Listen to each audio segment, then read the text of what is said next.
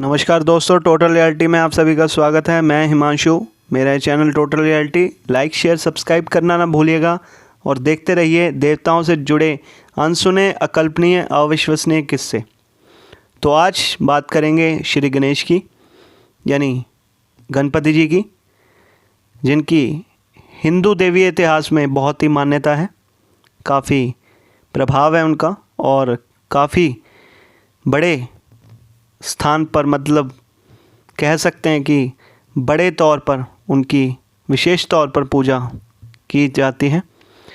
तो भगवान गणेश जी के बारे में बताना चाहूँगा कि क्यों उनका पूरा समस्त शरीर ही हमें जीवन की ऐसी सीख देता है, ऐसी भावनाएं और ऐसी बातें सिखा देता है जो शायद ही हम जीवन में कभी सीख पाएँ। तो दोस्तों, आज की कथा कुछ इसी बारे में है।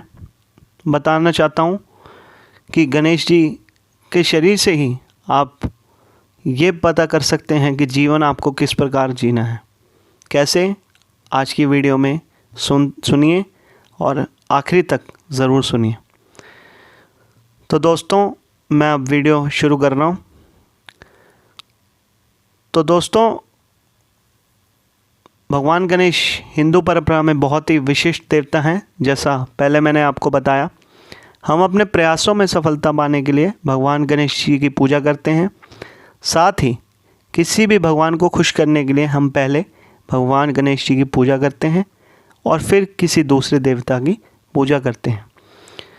प्रमुख नेतृत्व लक्षणों को उजागर करने के उद्देश्य से मैंने भगवान श्री गणेश के शरीर की छवि का प्रतीकात्मक अर्थ लिया है और कुछ सबक लेकर आए हैं जो हमें सफल नेता बनने में मदद करते हैं।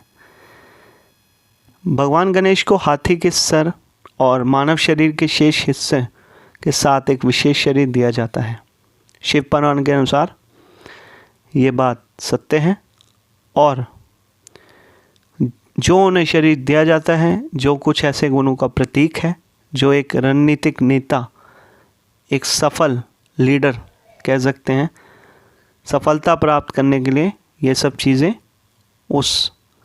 ये सब बातें, उस गुणों को लीडर में होनी चाहिए। भगवान गणेश के पूरे शरीर के हर अंग का अपना एक अलग महत्व है। यहाँ पूरी सूची में आपको विस्तार से बताने वाला हूँ। सबसे पहले सिर। एक हाथी का मस्तक एक आदमी की तुलना में भारी होता है और उसे व्हेल को छोड़कर सभी जानवरों को तुलना में अधिक जटिल तय होती है। वे दुख, हास्य, करुणा, सहयोग, आत्म जागरूकता, उपकरण उपयोग, चंचलता और उत्कृष्ट सीखने की क्षमता दिखाते हैं। इसलिए हाथी का सर भावनात्मक बुद्धिमत्ता का प्रतिनिधित्व करता है। हाथियों का एक नाजुक सिर होता है। उनका मस्तिष्क उनके माथे के ऊपर 2 कपाल कुबड़ द्वारा सुरक्षित होता है। इसलिए अन्य जानवरों के विपरीत वे सिर उनका कुछ अलग तरह से बना हुआ होता है, उसकी बनावट। यह एक संकेत है कि एक नेता को दूसरे द्वारा उकसाए जाने पर या किसी के द्वारा उकसाए जाने पर संघर्ष में शामिल नहीं होना चाहिए। इसलिए यह पहला सबक है। तो दूसरा सबक क्या है? दूसरा सबक है कि केंद्रित रहें, अपना फोकस बनाए रखें, अपनी कंसंट्रेशन हिलने ना दें और अनावश्यक टकराव से बचें। तो भगवान गणेश जी का जो कान है वो इसी बात की ओर संकेत करते हैं। कान सुनने के कौशल का प्रतीक है, इसलिए हाथी का कान एक रणनीतिक नेता की तरह एक आदर्श संयोजन बनाता है, क्योंकि उसे शांत मन से सभी की सुननी चाहिए। जीभ की स्थिति ट्रंक से बहुत पीछे है और जीभ हाथी के शरीर के लगभग अदृश्य है, जिसका अर्थ ये है कि एक रणनीतिक इंसान को अपनी जीभ की जांच में रखना चाहिए। ज़्यादा बोलना नहीं चाहिए, सुनना ज़्यादा चाहिए। जितना कम बोलेगा उतना फ़ायदा होगा। चाहे आपको बॉस ही क्यों ना बोल रहा हो, आप कम बोलिए, फ़ायदा आपको उतना ही ज़्यादा होगा।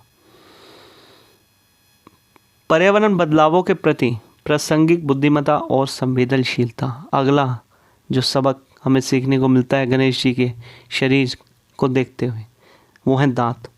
हाथी के दांत दिखने के संकेत देते हैं। यहाँ तक कि जब कोई इंसान वास्तविकता को समझता है तब वह अनावश्यक आपत्तियों से बचता है और अपने दिखावे को बनाए रखता है, जैसा कि वह अन्य व्यक्ति के साथ समझौता करता है। लेकिन इस तरह के व्यवहार की सीमा एक निर्धारित सीमा है, क्योंकि बहुत अधिक दिखावा आपकी झूठी पहचान बनाता है और अनावश्यक उपस्थिति और सिचुएशंस को क्रिएट करता है।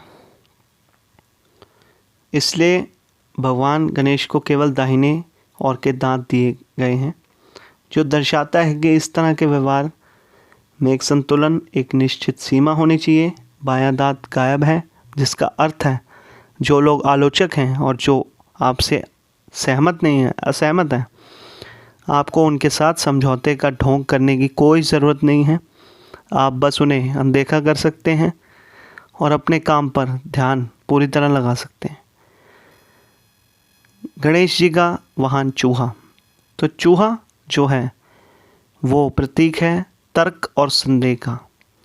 श्रीमद् भागवत महापुराण में ये लिखा गया है कि संन्यासम विनाशति, जिसका अर्थ ये है कि अधिक संदेह इंसान को ही नष्ट कर देता है। इसलिए गणेश जी एक चूहे के ऊपर बैठे हुए दर्शाया गया है।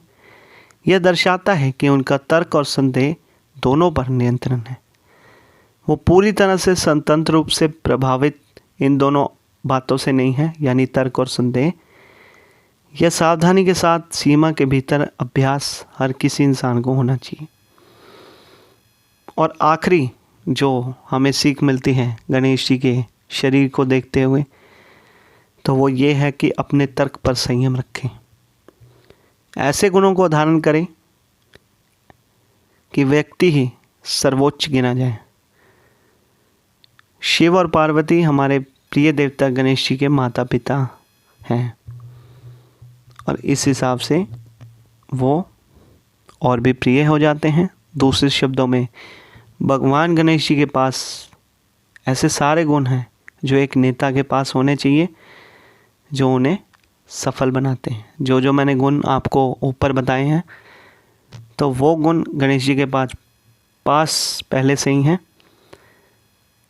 तो यही गुण अगर इंसान अपने जीवन में उतारे तो वो नेता से कम नहीं है। धन्यवाद। वाणी को विराम देना चाहूँगा। कोई गलती हो तो अपना दोस्त समझ के, अपना समझ के माफ़ करिएगा। और टोटल रियलिटी चैनल को सब्सक्राइब कीजिए, लाइक कीजिए, शेयर कीजिए और ढेर सारा प्यार दीजिए। जय माता दी, जय श्री गणेश।